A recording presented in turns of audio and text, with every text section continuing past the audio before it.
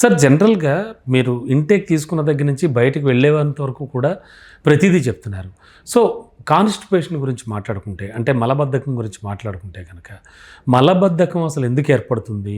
Particular age ఏమైనా ఉంటుందా దానికి? లేకపోతే ఏజ్ వాళ్ళకైనా సరే ఈ సమస్య వస్తుందా? అండ్ ఈ మలబద్ధకం ఏర్పడడం కూడా గ్యాస్ట్రిక్ సంబంధించిన సమస్యగానే ట్రీట్ చేస్తారా? మలబద్ధకం అంటే ఐ మీన్ యూజువల్గా majority of population we see it is above 50 only. Yes sir. అట్లా అని మిగతా ఏజెస్లో రాదు అని కాదు. From 10 years of not only 10 years, even from the birth time itself also constipation ఉండే అవకాశాలు ఉంటాయి. That is what we call as juvenile constipation. So వాళ్ళలో from the birth itself ఒక్కోసారి కాన్స్టిపేషన్ ఉండే అవకాశం. సో వాటి తాలూకా వచ్చే కారణాలు వేరు, ముసలి వాళ్ళ అంటే ఏజ్ రిలేటెడ్గా వచ్చేదానికి కారణాలు వేరు.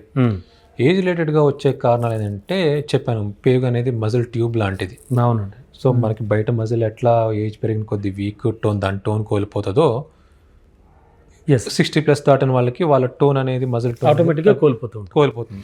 సో ఇంతకుముందు చేసినంత యాక్టివిటీ దానికి ఉండదు. దానికని ఆ వారి ఏజ్ రిలేటెడ్గా కాన్స్టిపేషన్ వస్తుంది. బట్ చిల్డ్రన్స్లో అట్లా కాదు. Childrens it could be some nerve problem కానీ, లేదంటే ఇంకా వేరే ప్రాబ్లమ్స్ కానీ, ఆర్ బిహేవియరల్ ప్రాబ్లమ్స్ ఎక్కువగా ఉంటాయి. అంటే టాయిలెట్ ట్రైనింగ్, అంటే రెగ్యులర్గా చెప్పాను సర్కిల్ ఒక ట్రైనింగ్కి అలవాటు పడితే టాయిలెట్ ట్రైనింగ్ అంటారు దాన్ని. దానికి అలవాటు పడితే he will go daily. But ఎప్పుడైతే అది సరిగ్గా ఉండదో they lead to problems and constipation. అది సరిగ్గా రాకపోవటం అనివ్వండి, డైలీ వచ్చి సరిగ్గా రాకపోవటం అనివ్వండి, లేదా కొంతమంది 3 రోజులకు ఒకసారి, 4 రోజులకు ఒకసారి, పెద్దవాళ్ళు వయసు పెరిగిన కొద్ది వారానికి ఒకసారి రావటము ఈ ప్రాబ్లంగా మారుతుంది. వీళ్ళలో మీరు బిహేవియరల్ ప్రాబ్లం ఎందుకని అంటున్నామంటే, వాళ్ళు వారానికి ఒకసారి పోతున్నా కూడా వాళ్ళకి ఎటువంటి సమస్య ఉండదు. చూశాను పెద్దవాళ్ళని. బట్ కొంతమంది మాత్రం అందులోకి సమస్యగా మారే అవకాశాలు ఉంటాయి. సో అందుకని మ్యాక్సిమం కాన్స్టిపేషన్ లేకుండా చూసుకుంటూ ఉండాలి, ఫుడ్ హ్యాబిట్స్లో కానీ, వాటిలో కానీ, వీటిలో కానీ. అండ్ డాక్టర్ గారు, నవ్వే డేస్ బయట అంటే ఇంట్లో వంటలు చేయడం చాలా వరకు తగ్గించేస్తారేమో అనిపిస్తూ ఉంటుంది నాకు. అంటే బయట ఫుడ్ తినడం బాగా అలవాటు పడిపోయారు జనాలు. మరి ఈ నేపథ్యంలో చాలా ఫ్యామిలీస్లో వారంలో ఒక 5-6 రోజులు చికెన్లు, మటన్లు, ఫిష్లు, అంటే నాన్ వెజ్ బాగా తింటున్న వాళ్ళని చూస్తూ ఉంటాం మనం. సో ఇలాంటి వాళ్ళకి ఫ్యూచర్లో గ్యాస్ట్రిక్ ప్రాబ్లమ్స్ ఏమైనా ఎక్కువగా వచ్చే ఛాన్స్ ఉంటుందా? నాన్ వెజ్ ఎక్కువగా తినేవాళ్ళు, నాన్ వెజ్ దాన్ని నాన్ వెజ్ మీద అని చెప్పం కానీ, so there are countries, for suppose for western countries తీసుకోండి, their diet is predominantly non vegetarian. అవునండి, అది తప్ప ఇంకేముండదు వాళ్ళకి. So how does it matter with South Indian? సో మనమైనా సేమ్ అదే నాన్ వెజిటేరియన్ డైట్ తీసుకుంటాం. But the problem lies not in non veg or veg, the associated spices are unhealthy oils we using along, అవి ప్రమాదం. Okay అండి. So it is veg or non veg, it doesn't matter. So దాంతో వాడే particle అంటే other products ఎటువంటి వాడుతున్నాం అనేది main ఒకటి. రెండోది type of cooking. So type of cooking also matter. Too much smoked foods, too much మరీ వేడి చేసినవి, లేదా స్టోర్డ్ ఫుడ్స్. కొంతమంది అంటే ఇంట్లో చేసుకున్నట్టు హోటల్స్లో ఉండదు, they may use stored foods. Mutton ఈరోజు ఫ్రెష్గా షాప్ నుంచి తీసుకొచ్చింది కుక్ చేసి ఉండకపోవచ్చు, అది వారం నుంచి ఫ్రిడ్జ్లో స్టోర్ చేసింది అయి ఉండొచ్చు. So these are the problems. అది మనకి తెలియదు. అవునండి. So obviously that are the one which causes the problem. Stored foods, deeply smoked fruits, and unhealthy associated particles using the with in the foods. Doctor గారు, జనరల్గా vegetarians and non vegetarians వీళ్ళల్లో ఎవరికి ఎక్కువగా gastric problem వచ్చే chance ఉంది? అలా ఏమైనా గమనించారా ఎప్పుడైనా? అది చేయడానికి ఇప్పటికి చాలామంది చూస్తున్నారు కానీ స్టడీస్ నడుస్తూ ఉన్నాయి. But as far as concern vegetarian or non veg వీళ్ళకి ఎక్కువ వీళ్ళకి తక్కువ అనేది ఏం లేదు. యాజ్ ఆఫ్ నో అయితే ఏం లేదు. సార్. డాక్టర్ గారు, చాలామందిని చూస్తూ ఉంటాం, అందరిలో ఉండగా కూడా పాపం వాళ్ళ బిహేవియర్ ఎలా ఉన్నా త్రేన్పులు గట్టిగా తేంచేస్తూ ఉంటారు, సౌండ్స్తో వస్తూ ఉంటాయి. అండ్ మోర్ ఓవర్ కింద నుంచి గాలి వెళ్ళడం కూడా విపరీతంగా జరుగుతూ ఉంటుంది చాలామందికి. సో ఈ 2 సిమ్టమ్స్ కూడా ఖచ్చితంగా గ్యాస్ట్రో ఎంట్రాలజీకి సంబంధించిన సమస్యలే అనుకోవచ్చా?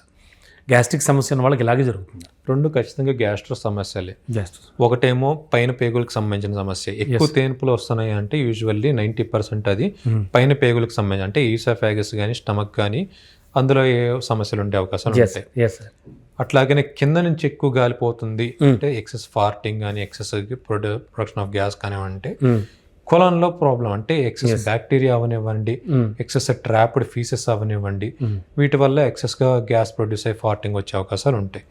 సో మనం ప్యాథాలజికల్ కాజ్ అంటే డిసీజ్ అనేది ఐడెంటిఫై చేసి దాన్ని రూల్ అవుట్ చేసుకోవాల్సి ఉంటుంది. అవునండి. అండ్ డాక్టర్ గారు, జనరల్ కండిషన్లో చూస్తే కనుక ఒక పూట ఎప్పుడైనా పొరపాటున ఏ పార్టీకైనా వెళ్ళడం, లేకపోతే కాస్త బాగుంది కదా టేస్ట్ అని ఒక ముద్ద ఎక్కువ తినడం లాంటివి చేసినప్పుడు వెంటనే దానికి సబ్స్టిట్యూట్స్గా బయటకు వచ్చి ఒక సోడా తాగితే సెట్ అయిపోతుంది, అంత బరువు అనిపించదు అని సోడా తాగడం, లేదా ఈనో లాంటివి కానీ కొన్ని అటువంటి ప్రొడక్ట్స్ ఉపయోగించి కొంచెం తాగేయడం, మనకి ఎందుకు అడ్వర్టైజ్మెంట్లు కూడా చూస్తూ ఉంటాం. సో ఇలా తాగడం, ఇవన్నీ పర్వాలేదంటారా? అలా చేయొచ్చా? అంటే వాటి వల్ల ఉపశమనం ఉంటుందా? ఫ్యూచర్లో ఏం ప్రాబ్లం రాదా? Once in a while occasional this doesn't matter.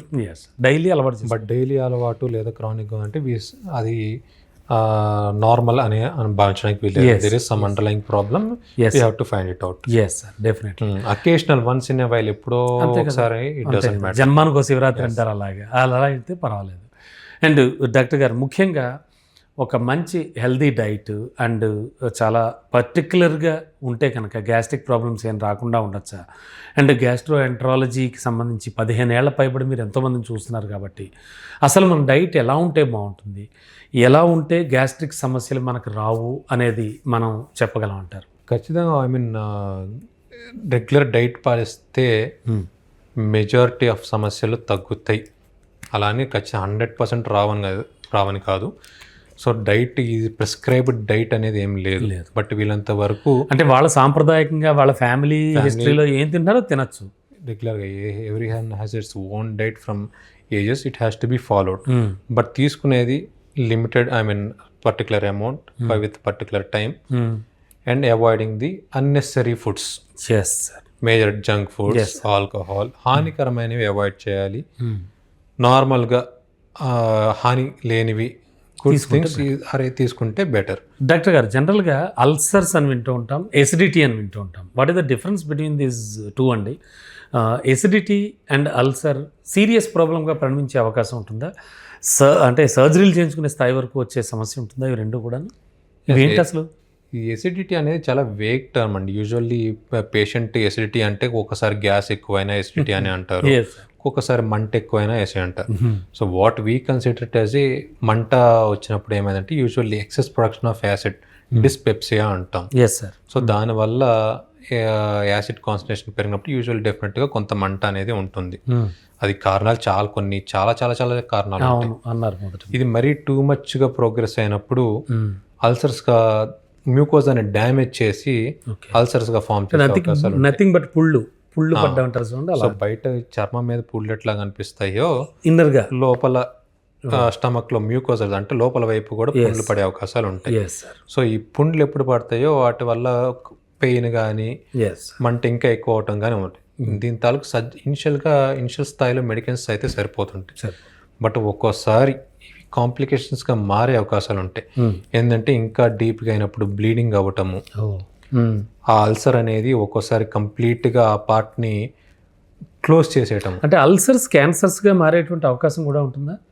ఇది ఇంతకు ముందు అనుకునే వాళ్ళు అల్సర్స్ క్యాన్సర్స్గా మారుతాయి అని చెప్పేసి. బట్ రీసెంట్ స్టడీస్ చెప్పేది ఏంటంటే అల్సర్స్ క్యాన్సర్స్గా మారు, బట్ క్యాన్సర్సే ఇనిషియల్ స్టేజ్లో ఒకసారి అల్సర్గా ప్రజెంట్ అయ్యే అవకాశాలు ఉంటాయి. Yes sir. జనరల్గా అంటే ప్రేక్షకులకి లాస్ట్ బట్ నాట్ లీస్ట్ ఒక మంచి డైట్ అంటే గట్ హెల్త్కి సంబంధించి చాలా చక్కటి విషయాలు చెప్పారు మీరు. అండ్ దాదాపు జీర్ణ వ్యవస్థ గురించి చాలా ఎలా ఉండాలి, ఎలా ఉంటే బెటరు, ఎలాంటి సమస్యలు వస్తాయి, ఇవన్నీ కూడా చెప్పారు. అసలు మన ఫుడ్ హ్యాబిట్స్ కానీ తర్వాత మన డైట్ కంట్రోల్ కానీ ఎలా ఉంటే గ్యాస్ట్రిక్ ప్రాబ్లమ్స్ రాకుండా ఉండొచ్చు last but not least. So ఎవరిని ఖచ్చితంగా ఇదే డైట్ ఫాలో అవ్వండి, ఇదే డైట్ తీసుకోండి అని చెప్పడానికి ప్రిస్క్రైబ్ డైట్ ఎక్కడా లేదు. ఎవరు ప్రిస్క్రైబ్ చేయడానికి కూడా ఆస్కారం ఉండదు. బికాజ్ ఎవ్రీ వన్ ప్రతి మన దేశంలో 26 రాష్ట్రాలు అంత ఉంటే అవును. ఒక్కో రాష్ట్రంలో ఒక్కొక్క తిండి విధానాలు వాళ్ళ ఫుడ్ హ్యాబిట్స్ ఉన్నాయి. అవును so everyone will follow their own food habits. Yes but only as a gastroenterologist నేను చెప్పదగింది ఏంటంటే out of these food habits రెగ్యులర్గా ఓ పర్టికులర్ టైం ఫాలో అవ్వండి. Limited, not too heavy food ఒకేసారి తీసుకోకండి. ఎస్ తిన్న వెంటనే పడుకోకండి. At least give a gap of 2 hours and don't eat in a very abnormal times, very odd times. Not very late నైటో లేకపోతే very too much early morning అవి avoid చేయమని చెప్తాం. పర్టికులర్ టైం అయితే మెయింటైన్ చేయాలి, టైం మెయింటైన్ చేయాలి. And avoid harmful foods. ఆ harmful ఫుడ్స్లో already మనం చెప్పుకున్నాం, మసాలాస్, టూ మచ్ మసాలాస్ కానీ లేకపోతే ఆల్కహాల్ కానివ్వండి, జంక్ ఫుడ్ కానివ్వండి, too much salted foods or too much concentrated sugar foods, ఇవన్నీ అవాయిడ్ చేయాల్సినవి, చేస్తూ వీలైనంత వరకు అవాయిడ్ చేయాల్సినవి. ఎస్ ఓకే, తీసుకోవాల్సినవి ఏవి, ఎక్సెస్ తీసుకోవాల్సినవి ఏంటంటే fresh fruits and fresh vegetables. Okay, and normal మనం తీసుకునే carbohydrates, proteins and fats the regular. Yes so మనం తీసుకునే కార్బోహైడ్రేట్స్, ప్రోటీన్స్, ఫ్యాట్స్ అన్నీ ఇంక్లూడ్ చేసుకునే డైట్ తీసుకోవాలి. అందులో కూడా నాట్ ఓన్లీ దిస్, ఈ డైట్స్లో ఎస్పెషల్ ఏంటంటే fresh fruits and fresh vegetables ఉండేలా చూసుకోవాలి, రెగ్యులర్ డైలీ డైట్లో ఇంక్లూడ్ చేసుకోవాలి. ఎప్పుడో నెలకు ఒకసారో 2 నెలలకు ఒకసారి అట్లా కాకుండా daily these fruits and vegetables should be a part of your diet. అవే డైట్ కాదు, only it should be a part of your diets and avoid the harmful substance as a said. Yes, ఓవరాల్గా ఈ type of food తీసుకుంటే కనుక మంచిగా ఉంటుంది, gut health కూడా బాగుంటుంది. Yes sir, thank you sir, thank you so much. Thank you very much.